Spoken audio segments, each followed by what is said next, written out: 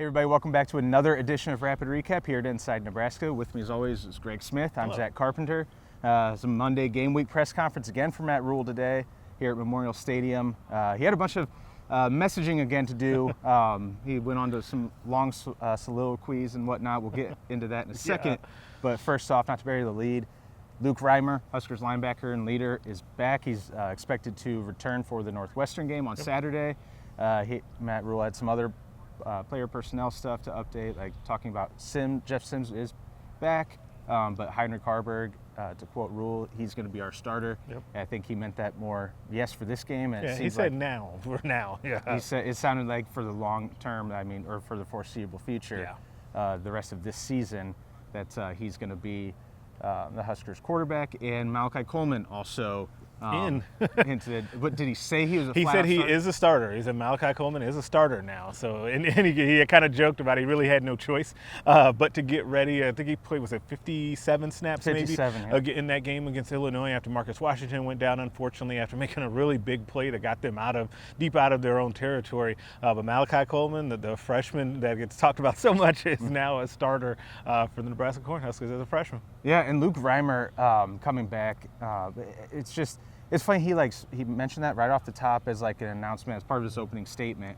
Then later, like halfway through the press conference, he confirmed that Reimer had MRSA infection in his left arm, and that's what kept him out after getting dinged up against Louisiana Tech and missing the entire second half. He missed the Michigan and Illinois games, and now he's back if last week was the ultimate swing game, this one's just building on top of that. And, it's huge to get Reimer back for this. It's a really big deal. A team that is going to try to be physical in Northwestern. If you can't stop them running, then you're going to have a hard time beating them. We've seen that in years past, even though they had kind of a weird game a couple of years ago for Northwestern, where I forget the number of the kid. People will correct me in the comments. That felt like he caught 12 passes against Nebraska that one game in that win at Northwestern. But I digress. Luke Reimer coming back is a really big deal for the defense, not just because he's a good player on the field, but also he's one of the leaders. Matt Rhule talked about that as well, about how much Luke Reimer means to this defense, and how he texted the guys last week that he wished he was there with them, and said that they were ready to play. He was telling Matt Rhule that. So, he's a big voice on this team. Yeah, we heard about it from the offseason talks with Rhule of how Reimer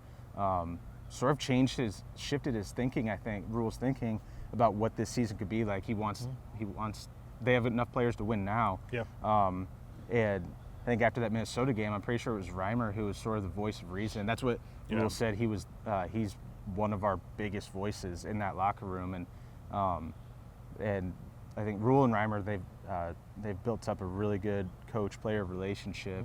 There's a lot of trust there, and with Reimer, he's, like he said, have enough good players to win this year. We're seniors. We have veterans on this team, and that was one of the messages that Rhule had today. Is we have enough good players to win this season. And he said they have enough good players to win this season, but it has to be about this week and this week only. I thought that dovetailing off of that, one of the biggest things that Matt Rhule talked about today, and I swear to you, he came in his mind with bullet points to talk about this, was about blocking out the outside noise, right? And it's funny because Matt Rhule simultaneously uses those press conferences to talk to his players, but then also make it to where he makes them understand that they should also block out noise. So he wants them to listen to him, but not necessarily us, I think is what he's saying. So if the players are watching this, I guess they shouldn't, but hopefully you continue watching. But he does want them blocking out noise. I love it when you guys watch players. Right, because he said, and rightfully so, that Nebraska has been a very bad second half football team in the back half of seasons here in recent years, which stands to reason it hasn't been a good program, so it would make sense that as the season goes on, they've gotten worse. But he talked about part of the reason for that is everybody's thinking big picture about, hey, look at the things in the West, and this team is doing that, or that team's doing this team can't score points. And he says we just need to focus on going 1-0. Like he mentioned, it sounds like coach speak, but he really means that when he talks about how the team needs to block out the noise and focus on one game at a time. Yeah, they were 3-3 2 years ago going into the Michigan game, I believe, after the Northwestern win.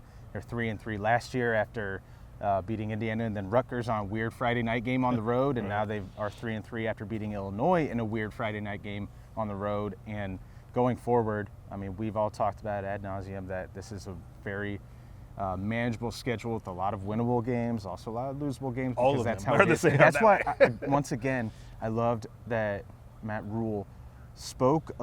The way he talked today was a lot like the fans or the media that cover the team of it doesn't matter who we're playing. We're not at that point yet as a program. He said that. I thought, now that you were saying that out loud, I had totally forgotten that he said that out loud to us in public. That he goes, we struggled to beat, Northern Illinois, Louisiana Tech, but we are not a good enough program right now. He makes it right now. That's just going to go out and steamroll those teams. Like, we're going to have to fight and scratch and claw for every victory.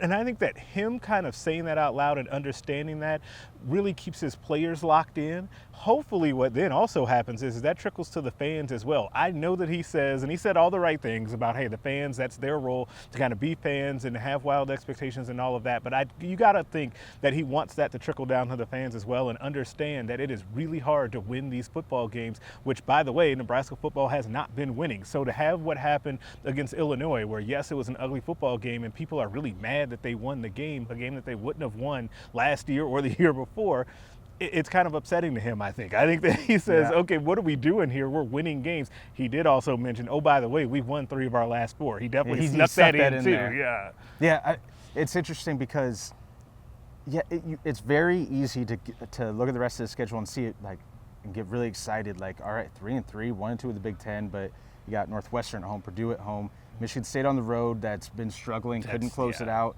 against Rutgers. Then you have Maryland at home that just got upset at home by Illinois. Right, who you just beat. Yeah, exactly. And then Wisconsin just lost 10-6 after Wisconsin's looked really good this year. And lost their starting quarterback. Iowa lost their starting quarterback, and they're going to be a home game this year. It's like, it's really hard not to get excited about the big picture. I mean, hell, I literally went through before the Wisconsin-Iowa game, going into Saturday, I'm like, all right, what are going to be the realistic wins and losses for Nebraska, Wisconsin, Iowa? How could it line up to where there would be a 3-way tie atop the standings and Nebraska could get into the Big Ten championship game?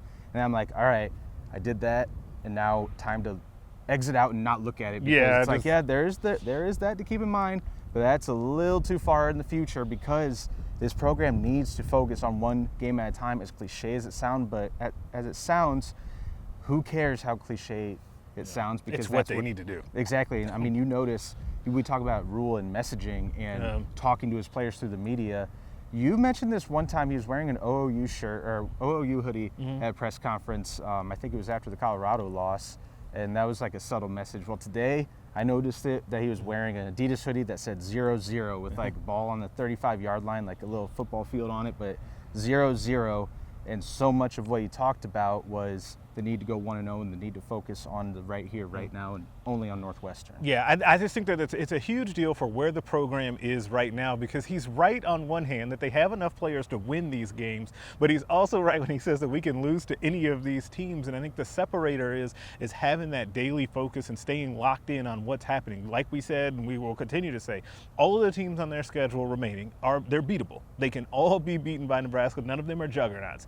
But they can all be lost if Nebraska doesn't take care of its business as well and starts looking ahead. So I think that message, is one that is correct. And then I think it helps you keep that locker room together, especially those older players. We started off talking about, bring it full circle, those older players that want to win now. And think about how much guys like Luke Reimer or Nick Henrich or Ty Robinson, those guys want to go to a bowl game because they are the guys that have not done that in their career at Nebraska, which is a thing that just seems hard to believe. Like, they will want to stay locked in and kind of finish this thing out strong so they can do that under Matt Rhule in year one. Yeah, well, I think a lot of people appreciate it, and I respect is that Rhule doesn't shy away from the program struggles or the fact that we haven't been to a bowl game. And like he said that. He talked about that too. One of the longest streaks in the FBS right now.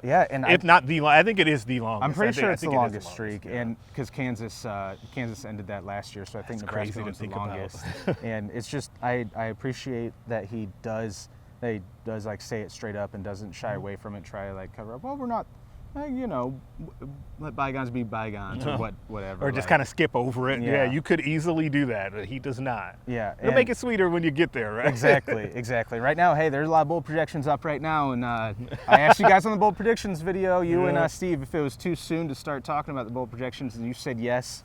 Don't jinx it. I'm like, all right, well, what about this one? No, don't say it. No, don't say it. Don't say it. I won't mention that. I'll give you one more week. I'm giving, let them, if they beat Northwestern here on this field on Saturday, we can then talk about a bowl. All right. We'll shake on it. On the podcast. We'll shake on the podcast. That's an agreement. You guys saw it. That was a verbal contract, but you guys are all witnesses to it, so I'll shut up about the bowl projections. But there's so much that Rhule talked about. I mean, as with any Rhule press conference, and we found this out, I think, in the spring. Like, you listen to it, it sounds like a lot of coach speak and just sort of filler, like filibusters. But then you dive back through and dissect it. It's like, wow, he's gave us so much. And he talked about a lot of other stuff. Talked about recruiting, a lot of stuff. So I didn't know if you had one final thought or anything else to add before we get out of here. I'll add one thought on recruiting, and I'll have more on this on Wednesday in recruiting rundown. But I did find it interesting that he talked, because Jansen and I, because Jansen, if you guys don't know, he's behind the camera here. So sorry, I have to shout you out. We talked on recruiting blitz. AI robot. Yeah, there's just an AI robot doing that. Now, Jansen and I talked on recruiting blitz about how it felt like Nebraska was playing defense in recruiting during the bye week, and Matt Rhule kind of talked about that a little bit in that, how he handles guys wanting to take visits to other places or look at other schools. And he said that he never wants him or his coaches to get mad about having to recruit a kid. And he wants guys that want to be here because they're going to get poured into, and they're going to have to work hard once they get here as well. I thought all of that was really good, but I'll have more detail on that on Wednesday. Yeah, you'll have that on recruiting rundown on Wednesday. Steve Marek is working on some more post-pressure coverage for today. He has the Black Shirt Breakdown with him and Jay Foreman. That's going to be coming on the Inside Nebraska YouTube channel on Tuesday, and Steve has an extra film analysis coming on Tuesday with the check down. I believe he's focusing on some of the standout freshmen from today, and that was another point of emphasis from Matt Rhule's press conference today. You can also watch that full press conference at our YouTube channel, so we don't have to keep going on and on here with them hammer in the back somewhere back there, or when the inevitable leaf blower comes, which happens. There's a couple YouTube comments that did notice it. It's like, damn. Yeah, we noticed it too. I was hoping you guys were just going to bypass it and ignore the fact of the leaf blower coming in here sometimes. But anything else to add? No? No. All right. So for Greg Smith, I'm Zack Carpenter, and we'll catch you guys again next time.